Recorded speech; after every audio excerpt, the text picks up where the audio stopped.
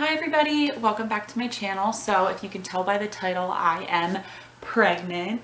So very exciting. So I kind of just wanted to sit down and talk about my first trimester. I will be 15 weeks tomorrow, so I am out of the first trimester officially. My due date is November 17th. So just each week getting closer and closer, which is really exciting. So I just kind of want to talk about finding out I'm pregnant, what it's been like being pregnant during a quarantine, and just kind of some of my symptoms and what I've been experiencing. So if you're interested in that, then just keep on watching.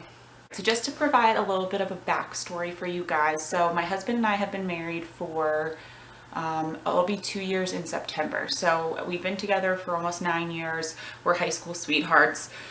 So we knew we wanted to have kids somewhat quickly after we got married. So we've been trying probably since September of 2019.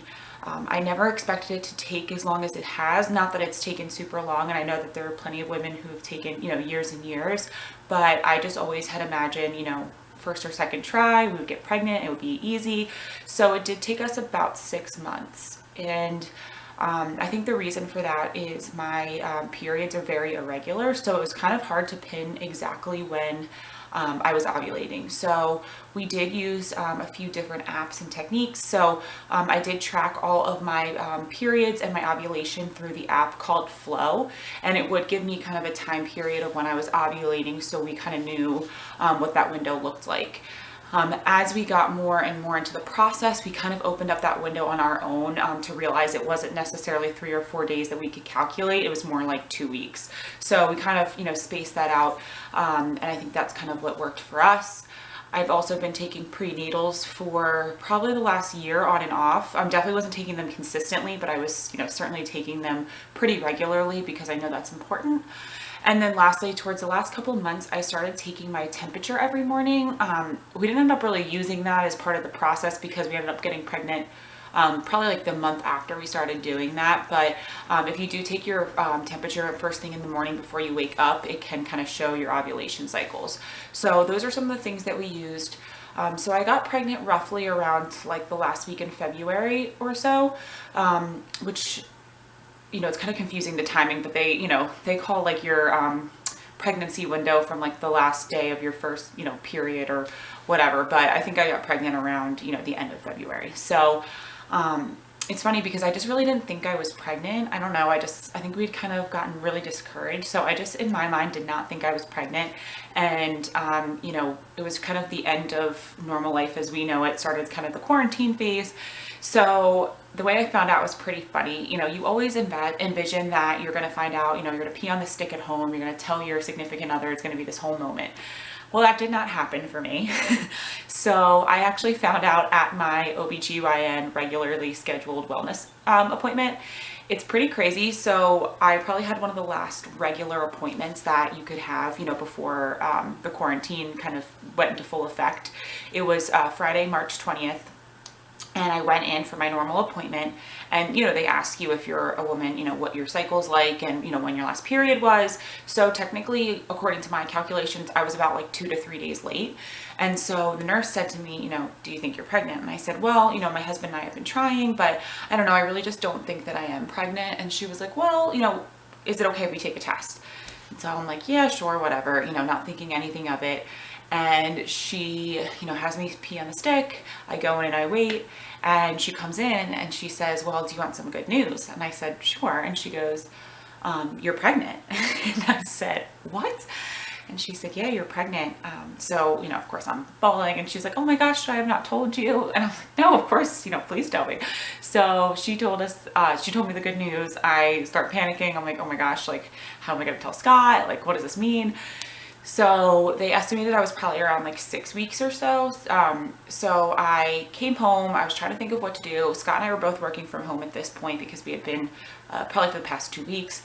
So, and I didn't even have a pregnancy test that said like pregnant. Like the one they gave me had like the 2 lines. All the ones I had here were kind of those 2-line strip ones.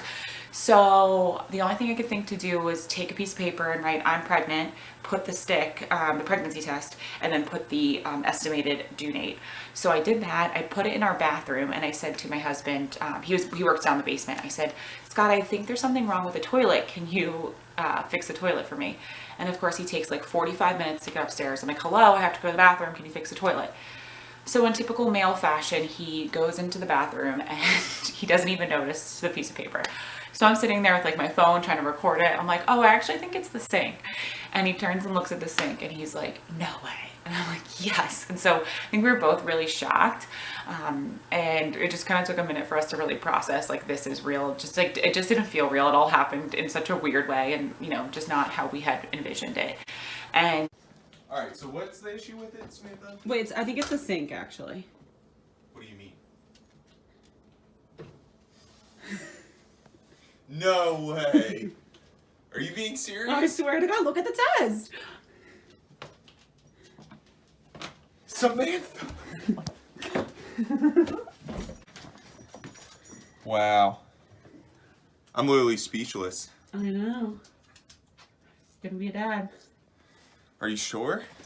Yes, I'm sure.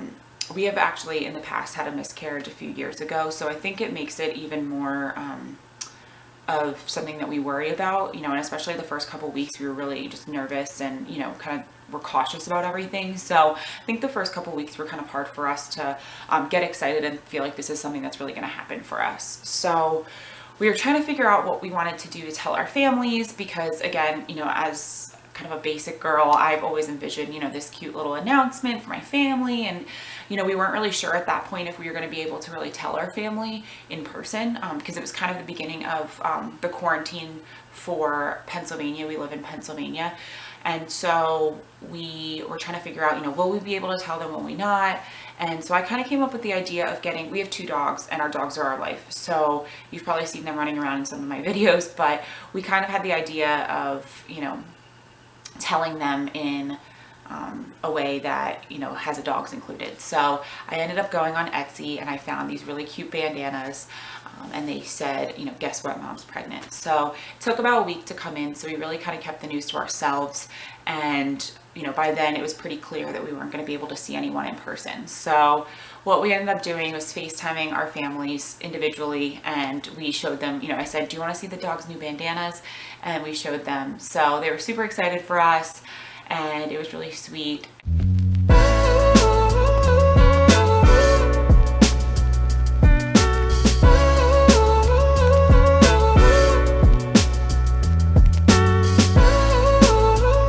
Stop. Show Jen your bandana. Guess what?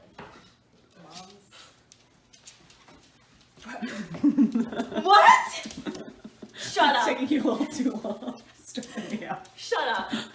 Hey, but can you read what that says? Your dad say? Sam is. I am. That is the news. And you know, they were obviously thrilled. So we did that, and then we started telling kind of our close friends and family over the next couple weeks. But you know, it's just really, you know, nerve-wracking until you get to that 12-week mark of, you know, what's going to happen and whatnot. Also during, you know, the quarantine, I wasn't able to get as many appointments as a normal pregnant woman would. So, you know, thankfully I was there for that, you know, OBGYN appointment where they were able to kind of confirm the pregnancy.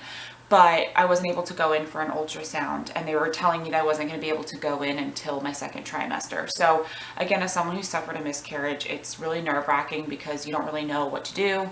So I didn't end up having an appointment until about 10 weeks, and that was actually a telehealth appointment. We just kind of walked through everything. So honestly, to appease my mind, I just took pregnancy tests like once, twice a week, and just hope for the best.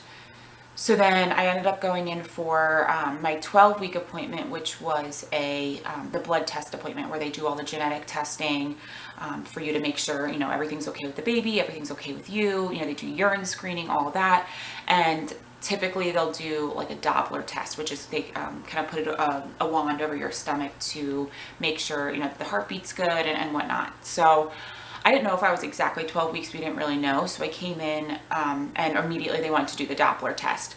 So they did the Doppler test for me and they couldn't find the heartbeat. So my doctor told me it's not something to necessarily be worried about because, you know, the baby's so early along and we don't really know how far along I am that, you know, we may not be able to find the heartbeat. But, you know, of course he knew how worried I was and he knew kind of my medical history. So he ended up, you know, finagling me to get an ultrasound at 12 weeks, which was really exciting. Oh, I think I was, well, at the time we thought I was 12 weeks. So I go into the ultrasound place and of course I'm so nervous and the ultrasound tech had me come in. And we did it and everything was perfect. So I actually was about 11 weeks at that point. And so that was kind of why the Doppler test didn't necessarily work for us. So everything was healthy, it looked great. We were really, really happy about that. And we came back later in the week for the blood test appointment, which everything went well for.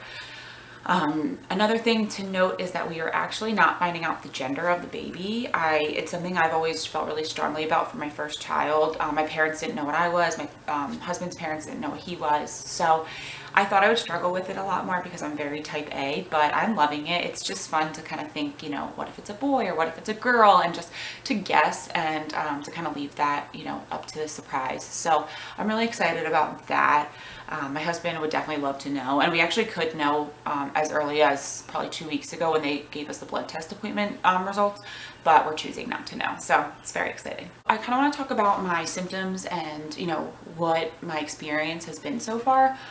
You know, again, as a woman who has never been, you know, has never had a baby before, I guess, you never really know what you're going to expect. And so I probably right after I found out I was pregnant was when the symptoms started coming in. So I had a lot of nauseousness. I didn't actually get physically sick at all, which I'm really happy about, but I felt very physically nauseous for most of the morning and sometimes throughout the afternoon.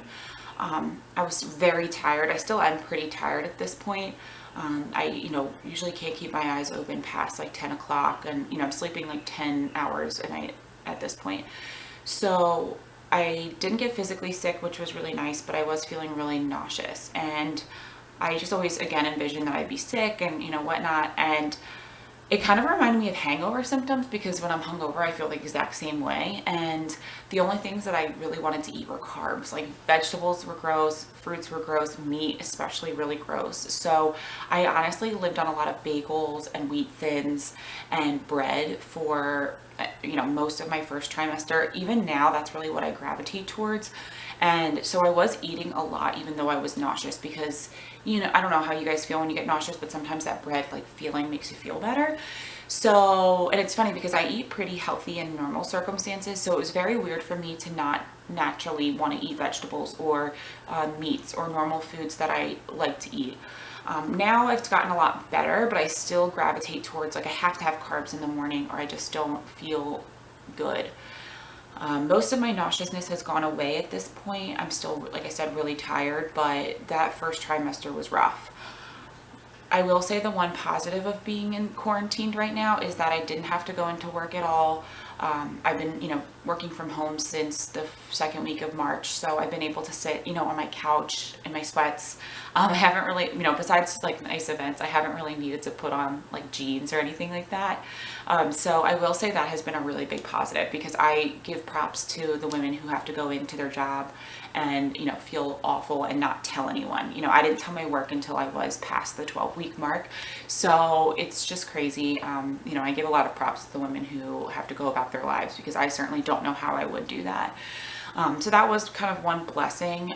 And also, I don't feel like I've missed out on a lot of things. You know, normally my friends, you know, we like to go out on the weekends or be a part of certain things, and I'm not really missing out on those things right now. You know, drinking events or parties or events that wouldn't be necessarily right for me to go to when I'm pregnant. You know, I'm not missing out on those. So those have been kind of the positives. But again, with the quarantine, it's been really hard for me. I haven't really been able to, you know, really properly celebrate with my friends and family. We don't know what the future holds for November for us. We don't know if we'll be able to have a baby shower. So it's really all up in the air at this point. But I'm just hoping and praying by November things, you know, I can have somewhat of a normal experience. So we'll see. But again, I'm just thankful the baby's healthy, we're healthy, we have jobs, and, you know, we have a home that we can quarantine in. Another thing about pregnancy that I didn't expect is my mental health and kind of the changes mentally that it has on me. I am a very type A person. I'm always up on the go. Very rarely do I like to just sit on the couch. I'm, always up doing something, especially around the house. And for me to just not have the energy to do those things, like laundry or cleaning or cooking for those first couple weeks was really hard on me. I just felt like I wasn't being productive. And I know during the quarantine, again, people take it different ways. Some people are learning different languages and picking up new hobbies, and some people are riding it out on the couch watching Netflix. And there's no right or wrong way to do that. But for me, I just felt like I was kind of losing my identity, by I really physically sat on this couch for most of the time, and Scott really had to step up to the plate and help me with the things that I normally would do or like to do. So that was really hard on me. Also, just I did not want to work out. I did not want to eat healthy. So I definitely feel like I've gained more weight than the average person. I haven't really been necessarily looking at it because I haven't had too many doctor's appointments. So I know my next appointment I think will be kind of telling, but I know I was eating a lot of carbs versus, anything else, and I wasn't really exercising. So that's been really hard on me because I'm not at the point where I have like a belly, it just kind of looks like I put on some pounds. It's not necessarily like, and I can show you guys after this, but it hasn't necessarily felt like an actual pregnancy yet. So I think that's been really hard on me, is just right now I just feel chubby and lazy. And so I think that's been really hard. I think it still hasn't fully hit me yet, and I feel like it will hit me, maybe once I do have, a physical baby bump. But it's been a weird experience for sure. It's been really great, and we're so thankful to have this baby, but at the same time, it's been totally different than what I've felt like it's going to be. As far as like products or things that I've bought during this pregnancy to kind of help me, I haven't really bought too much. Most of the time for the nausea, I just would kind of drink a lot of seltzer and peppermint oil, smelling it. But other than that, I've kind of just drank a lot of water and things like that. I didn't buy like any of those like ginger chews or things of that nature. I just kind of wrote it out like I would, any other time I felt nauseous. The prenatals that I'm taking, I will show you guys. Here are the prenatals I'm taking. They're Ritual prenatals. I don't know if you guys can see that at all. Ritual is a vitamin company that I found probably right before I found out I was pregnant. What I like about them is they have like really natural products, and they have really natural ingredients, I guess is the word I'm looking for. They explain exactly where they got every single part of the vitamin from, like where it's from, like why they picked it and all that. So they have like a regular women's multivitamin, and then they have the prenatals. I like these because they have like a lemon scent, so it's not like that kind of gross, nasty taste. Because medicine in general is hard for me to take. Like I have to really force myself every day to take these vitamins. But just so you know what's in these, you take 2 each day. There's vitamin D, there is vitamin E, vitamin K, folate, and from what I've heard, you want to take the active form of folate, so that's why I took this versus folic acid.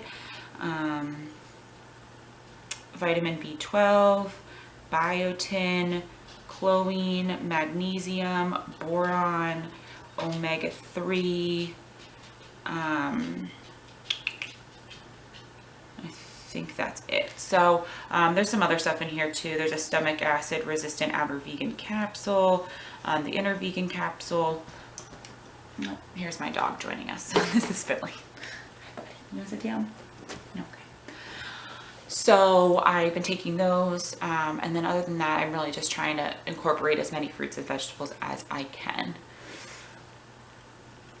So another thing I wanted to point out is how we did our social media announcement. I thought it was really sweet, so I'll include a picture of that. But we wanted to announce on Cinco de Mayo just because it was like a holiday, and it was right around our 12-week point. So one of my best friends made a canvas for us that says little burrito in the oven.